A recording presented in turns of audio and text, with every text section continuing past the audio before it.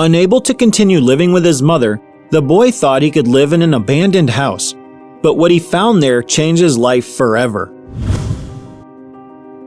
James was a boy of only 10 years old when he suddenly found himself in a very difficult situation. His mother came home early from work, as usual carrying a load of beer. She drank all the cans in one night. When she couldn't buy any more, she would go to the cupboard in the kitchen and take out a liter of vodka that she left for what she called emergencies. With beer, she would get soft and sleep on the couch. With vodka, it was worse, much worse. She would become aggressive, screaming at her son, barely understanding what the boy was saying. And then she wouldn't sleep. It was more like she passed out, sometimes on the couch, sometimes on the hallway floor. Occasionally, James would wake up in the middle of the night with noises in the bathroom. It was his mother throwing up her lunch. Hillary was a troubled woman. There were days when she sent her son out of the house so that she could stay with her new boyfriend, a rude man and a drug user who did not like children. It was a very difficult situation for James because he had nowhere to go. He would end up staying in parks, woods, or wandering aimlessly in the streets until after the sun went down. He would come home very hungry and there was never a meal waiting for him. Sometimes he made his own snacks. James was very afraid of being abandoned by his mother, but he remained strong and brave, even though he knew that continuing to live in that house was a constant risk. He was aware that his mother's boyfriend could be a threat. One day, as he entered, the man held his arm tightly and pointed a pocket knife at him. He asked the boy what he wanted there and why he hadn't left yet. James was terrified and lost his speech for a moment, but he tried not to cry. His mother saw the scene and didn't intervene. James didn't know if it was because she was also afraid of her boyfriend or if she was so drunk that she didn't understand what was happening. James just put his head down and went to his room, praying that the man would leave soon. During the night, he realized that living there was like being trapped in captivity, hostage to his own mother and her boyfriend. James then put some clothes and a few souvenirs into a school bag and went out into the streets of the city, trying to find a place where he could at least spend the night. He found an isolated little house that was falling to pieces. He was afraid to open the window in case it fell on his feet. But still, he decided to go inside and see if it was possible to find a corner where he could spend that night and protect himself a little more from the cold.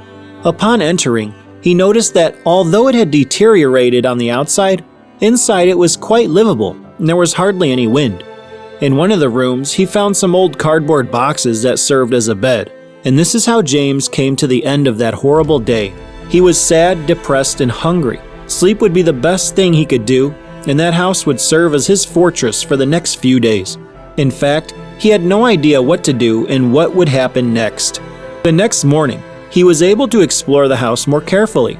He found so many cardboard boxes in the back that he could make a few bucks if he sold them for recycling. Maybe he could even secure a simple meal. As he began to sort through the boxes he would exchange for money, he found one still sealed. He shook it and realized that there was something inside. His curiosity was enormous, and so he began to tear the tape, eager to know what was inside that box. James was so surprised that he could hardly believe his eyes. As he opened the box, he pulled out a very large amount of money.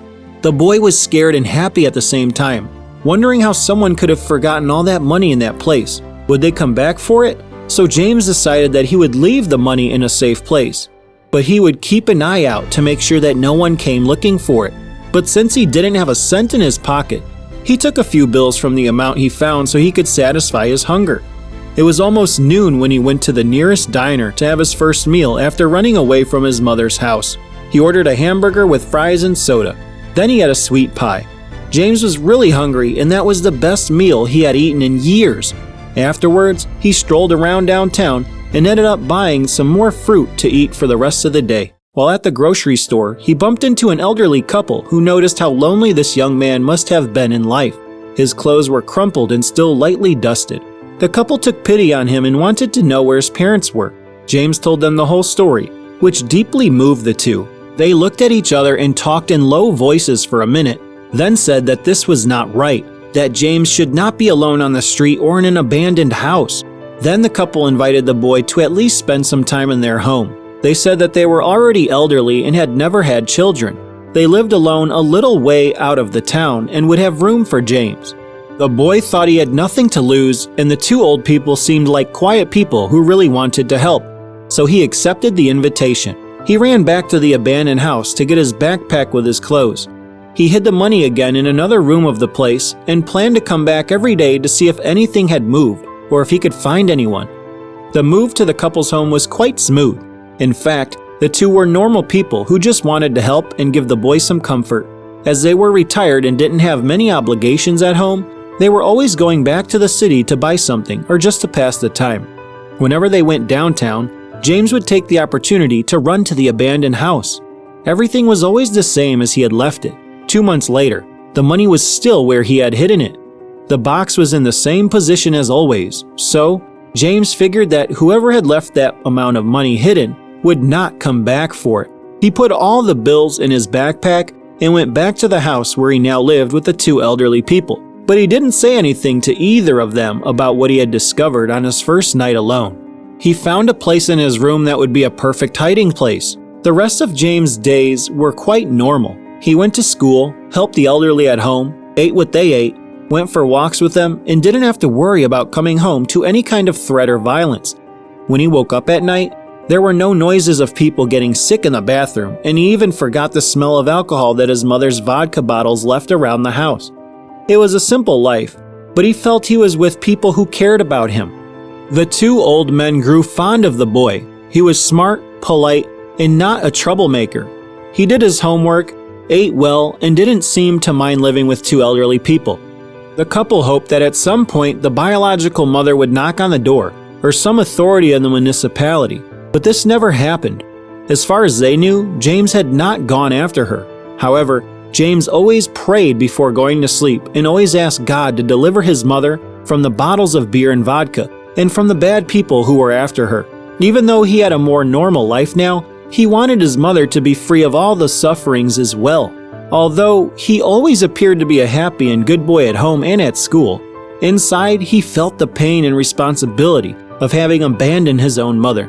He didn't know if he had done the right thing, but he had done it to avoid something worse. He found that when he studied hard or read an interesting book, these negative thoughts never bothered him. That is why James immersed himself in the books and the workbooks. From a normal, lackluster student, he went on to be one of the best in his class, the kind that was noticed by the teachers in most subjects. James turned 18 and finished high school. He never heard from his biological mother again and didn't even think about it that much. He was eventually adopted by the elderly couple, with whom he developed a strong relationship of complicity and friendship. They were his true family. As he was still an excellent student, he thought about applying to medical school. What he wanted most was to help other people in difficulty in some way, just as he had been helped when he needed it most. James then talked to his adoptive parents and communicated his desire to study medicine. The couple thought it was very noble of him and were sure that he would have many chances to be accepted into the course. The problem was that medical school was very expensive and they could not afford it. They said that they regretted that they were not rich and had a simple life, and that even a loan at the bank would be difficult since they were old enough. But James said that they should not worry or apologize for anything because he might have the solution. Then he told them that just before he was taken in, he had found a huge amount of dollars in a box and that all the money was still hidden in his room. The couple's mouths dropped open when the boy brought the amount to them. It was much more money together than either of them had ever seen. James said that as a child he was afraid to talk about it because he thought that the couple would think that he had stolen from someone or someplace, and then he would no longer have their sympathy or trust. On the other hand, he was afraid that they would find out that he had taken all the money and threaten his new family. So he preferred to just keep the money.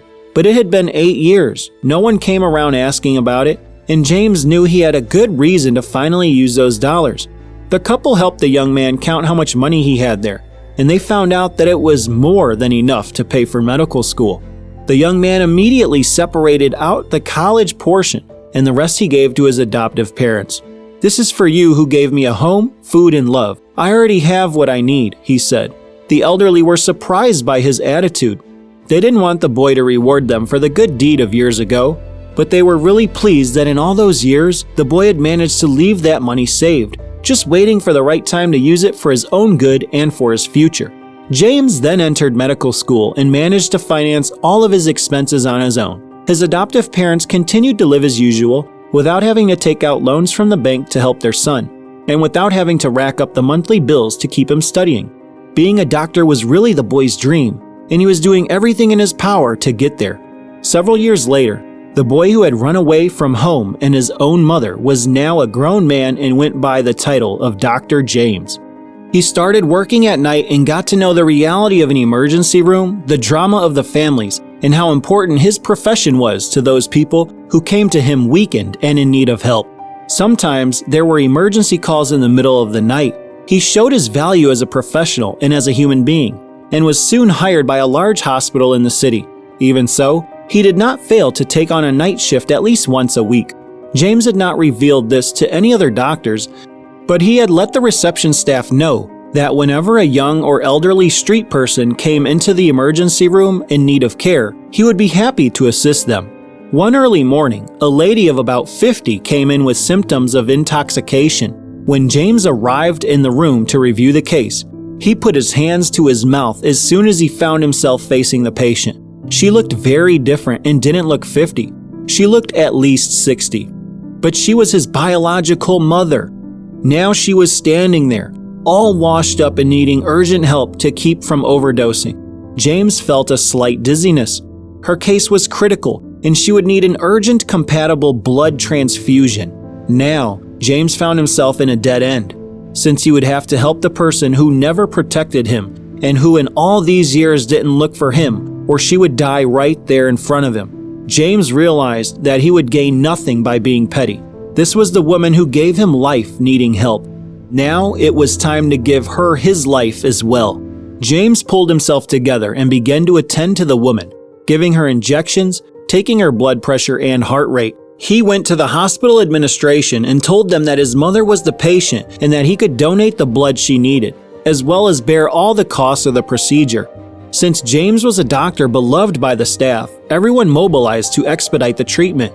It was not easy to stabilize her, but after many hours of procedures, he managed to get his mother out of critical condition. To help her recovery, the still unconscious woman was transferred to a private ward where she would have better assistance.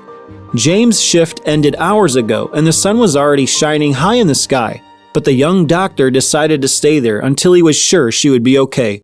It was almost noon when she woke up and got something to eat. James came into the room with an arrangement of flowers and wanted to know how she was feeling. The woman said she was confused and didn't remember much, but if she was in a hospital, it must have been very bad. James said that she had almost left this life and that she urgently needed to be more careful or, who knows, take another direction in life. The woman looked deep into the doctor's eyes, and for an instant, James thought she recognized him. But the woman began to cry and said she didn't know what else to do. She drank and filled herself with drugs because she had been a terrible mother and a very bad person. Now, all she wanted was to be able to forget everything she had done and everything she had lost in her life. She then said that once she had a son, but she didn't know where he was, nor where the few remaining photos of the boy were. She said that she had taken so many pills and shots of whiskey over the past 30 years that she could no longer remember the boy's face. These words struck James right on the nose. Today, he would be about your age, more or less. I wonder if you ever saw him passing by here sometime. Did you? James could not contain himself and hugged his mother. He cried silently on her shoulder. She cried too, her face pressed against the doctor's chest, not knowing that this was indeed her son. In her ear, he spoke, "I did know him, and I will tell you to be at peace because he forgives you. He forgives everything, and he loves you very much." The woman didn't know if the doctor was saying this just to console her, or if the universe really had its mysterious ways of acting, and he really had met her son one day. Either way, the woman hugged the doctor even tighter, as if he himself were her lost son.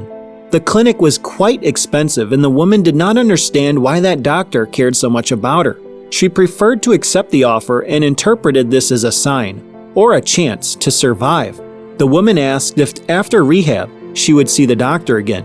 James promised that if the rehab worked and she was free of her addictions, the woman would see him again. But beyond that, James would make it a point to contact her son and arrange a reconciliation meeting between the two. The woman smiled and cried at the same time, a mixture of feelings that James had never seen before. On the day of her admission to the clinic, the woman was at peace and determined. Before entering, she took an old photo out of her purse. It was a picture of little James, already quite weathered by time. The woman took a good look at the picture and kissed it gently. "I enter here as one person and leave here as another. I will do anything to find you again, my son," she whispered softly. James held back the tears. For a second, he thought about revealing right there that he was her son. But like the good doctor he was, he knew that the best thing for his own mother was to make her face that ordeal of cleansing her body and mind. He said goodbye to the woman, who nodded back in his direction, and then walked into the clinic with her head held high. At that moment, the young man was sure that it was only a matter of time before he and his mother would be a real family, and this made James feel more complete than ever. If you like this story, please leave a like, and this other video that is appearing on the screen now will probably move you as well. Have a good day and see you in the next video.